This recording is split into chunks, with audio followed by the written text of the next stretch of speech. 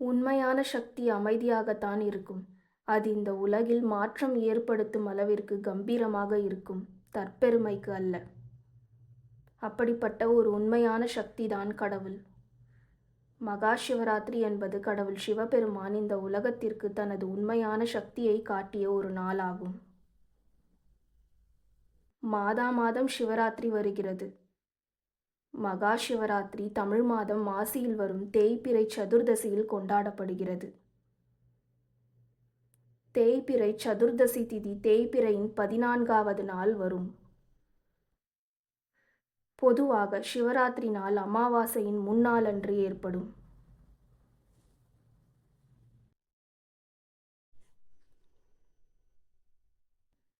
இந்த மகா சிவராத்திரி கொண்டாடப்படுவதற்கு பல கதைகள் உள்ளன. அவற்றிலிருந்து 2 கதைகளை தெரிந்து கொள்வோம். துர்வாச முனிவர் அதிக ஞானம் உள்ளவர், ஆனால் அவர் மிகுந்த கோபக்காரர். முனிவர் துர்வாசர் முனிவர் அத்ரி மற்றும் அனுசுயா தேவியின் மகன் ஆவார். பலருக்கும் தெரிந்திருக்கும் பல கதைகளின்படி தேவர்கள் மற்றும் அசுரர்கள் இயற்கைக்கு அப்பாற்பட்ட சக்திகளை பெற்றவர்கள் என்று. ஒருமுறை இந்த துர்வாச முனிவர் தேவர்களை சபித்தபோது அவர்களின் சக்திகள் குறையத் தொடங்கின. அதனால் தேவர்கள் உதவி கேட்டு கடவுள் மகாவிஷ்ணுவை நாடினர். கடவுள் மகாவிஷ்ணு அவர்களின் சக்திகளை திரும்பி பெறுவதற்கு பார்க்கடலை கடைந்து அதிலிருந்து கிடைக்கும் அமிர்தத்தை அவர்களை குடிக்க சொன்னாராம். கடவுள் மகாவிஷ்ணு கொடுத்த ஆலோசனையின்படி தேவர்கள் மற்றும் அசுரர்கள் மேருமலையை மத்தாக பயன்படுத்தியும் வாசுகி பாம்பை கயிறாக பயன்படுத்தியும் பார்க்கடலை கடையத் தொடங்கினர். பல வரலாற்று கதைகளின்படி வாசுகி பாம்பு கடவுள் சிவனின் பாம்பு என்று பலருக்கும் தெரியும். அசுரர்கள் மற்றும் தேவர்கள் பார்க்கடலை கடைந்து கொண்டிருக்கும் போது வலி தாங்க முடியாமல் வாசுகி பாம்பு அதனுடைய விஷத்தை பார்க்கடலில் கக்கியது. இந்த பாம்பின் நஞ்சு, அதாவது விஷம், உலகிலுள்ள அனைத்து ஜீவராசிகளையும் கொன்றுவிடும் என்று தேவர்கள் அஞ்சினர்.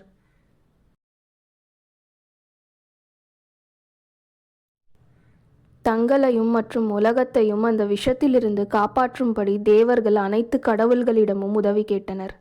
அப்போது கடவுள் சிவபெருமான் மட்டும் தானாக முன்வந்து பார்க்கடலில் கலந்து இருந்த அந்த மொத்த விஷத்தையும் குடித்தாராம். அதனால் அனைவரும் காப்பாற்றப்பட்டனர். ஆனால் அந்த விஷத்தினால் கடவுள் சிவனின் உடம்பில் வெப்பம் அதிகமாகி அவரின் உடல் நீல நிறமாக மாறியது என்று சொல்லப்படுகிறது. அப்போது கடவுள் சிவனின் மனைவியான கடவுள் பார்வதி தேவி வாசுகி பாம்பை கடவுள் சிவனின் கழுத்தில் கட்டி கடவுள் சிவனின் கழுத்தை தனது கையினால் பிடித்து அந்த விஷம் கடவுள் சிவனின் உடல் முழுக்க பரவாமல் தடுத்தார்களாம். கடவுள் பார்வதி இவ்வாறு விஷம் பரவாமல் தடுப்பதற்கு முன் கடவுள் சிவனின் உடல் மற்றும் கழுத்து நீல நிறமாக மாறியது.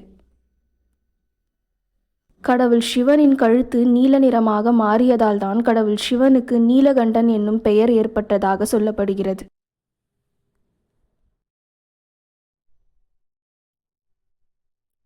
மகா சிவராத்திரி கொண்டாடுவதற்கு இந்த கதைதான் முக்கிய கதையாக சொல்லப்படுகிறது.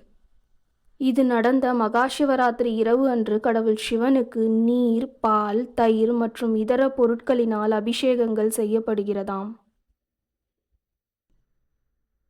அடுத்த கதையின்படி ஒரு யுகத்தின் முடிவில் இந்த உலகத்தில் பெரும் அழிவு ஏற்பட்டதாம். அப்போது அனைத்து உயிரினங்களும் கடவுள் சிவனின் அருகே சென்று எந்த ஒரு அசைவுமின்றி ஒடுங்கிவிட்டன என்று சொல்லப்படுகிறது. அப்போது கருணை உள்ளம் கொண்ட கடவுள் பார்வதி தேவி அந்த அனைத்து உயிரினங்களையும் மறுபடியும் பழைய நிலைக்கு கொண்டு வர நினைத்தார்களாம். எனவே அந்த இரவன்று 4 காலங்களிலும் கடவுள் பார்வதி தேவி கடவுள் சிவனை பூஜித்து கடவுள் சிவனை நோக்கி தவம் இருந்தார்களாம். கடவுள் சிவன் அந்த தவத்தில் மகிழ்ந்து கடவுள் பார்வதியின் முன் தோன்றினாராம். அந்த இரவு முடிந்த பின் விடியலின் போது உலகத்தையும் மற்றும் அனைத்து உயிரினங்களையும் கடவுள் சிவபெருமான் மறுபடியும் இயங்கச் செய்தாராம். அந்த நேரத்தில் கடவுள் பார்வதி தேவி கடவுள் சிவனிடம் ஒரு வரம் கேட்டார்களாம்.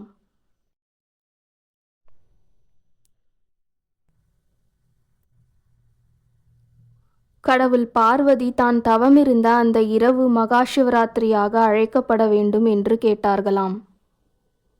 அத்துடன் யார் ஒருவர் இந்த மகா சிவராத்திரி இரவு அன்று பூஜைகள் செய்து கடவுள் சிவனை வழிபடுகின்றனரோ அவர்களுக்கு அனைத்து செல்வங்களும் கிடைக்க வேண்டும் மற்றும் அவர்களுக்கு மோட்சம் கிடைக்க வேண்டும் என்று கேட்டார்களாம். இந்த கதையின்படி கடவுள் பார்வதி கடவுள் சிவனை வழிபட்ட இந்த இரவுதான் மகா சிவராத்திரியாக மாறியதாக சொல்லப்படுகிறது. இவற்றை தவிர்த்து வேறு சில தெய்வீக கதைகளும் இந்த மகா சிவராத்திரி அன்று நிகழ்ந்ததாக சொல்லப்படுகிறது. மகா சிவராத்திரி இரவு அன்று கடவுள் சிவனுக்கு அபிஷேகங்கள் மற்றும் அர்ச்சனைகள் செய்யப்பட்டு விழா கொண்டாடப்படுகிறது. தென்னிந்தியாவில் ராமேஸ்வரம் ராமநாத சுவாமி கோவில், தஞ்சாவூர் பிரகதீஸ்வரர் கோவில், திருவண்ணாமலை அண்ணாமலையார் கோவில், ஸ்ரீ காளஹஸ்தி கோவில் போன்ற பல பிரபலமான கோவில்களில் மகா சிவராத்திரி ஒரு பண்டிகையாக கொண்டாடப்படுகிறது. தமிழ்நாட்டின் அனைத்து சிவன் கோவில்களிலும் மகா சிவராத்திரி மிகப்பெரிய பண்டிகை என்று அனைவருக்கும் தெரியும்.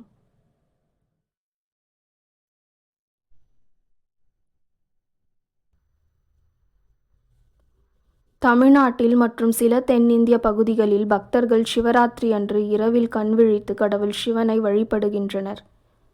வட இந்தியாவில் காசி விஸ்வநாதர் கோவில், கேதார்நாத் கோவில், சோம்நாத் கோவில் போன்ற பல பிரசித்தி பெற்ற கோவில்களில் மகா சிவராத்திரி ஒரு விழாவாக கொண்டாடப்படுகிறது.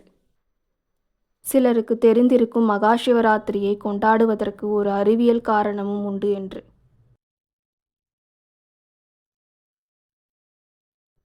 சூரியன் மற்றும் நிலவின் சேர்க்கை எவ்வாறு இருக்கும் என்றால் அது உடலில் உள்ள வதா பகுதியை இயங்க செய்யும். இந்த இயக்கம் மகா சிவராத்திரி அன்று அதிகமாக இருக்கும்.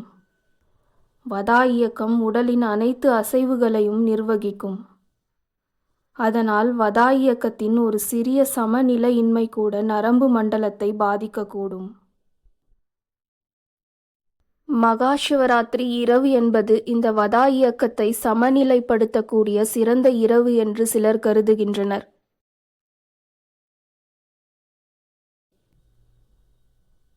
இந்த நவீன உலகில் கடவுளின் அருளை பெறுவதற்கும் உங்கள் உடலுக்கு நன்மைகளை கொண்டு வருவதற்கும் மகா சிவராத்திரியை கொண்டாடுவது சிறந்தது தானே.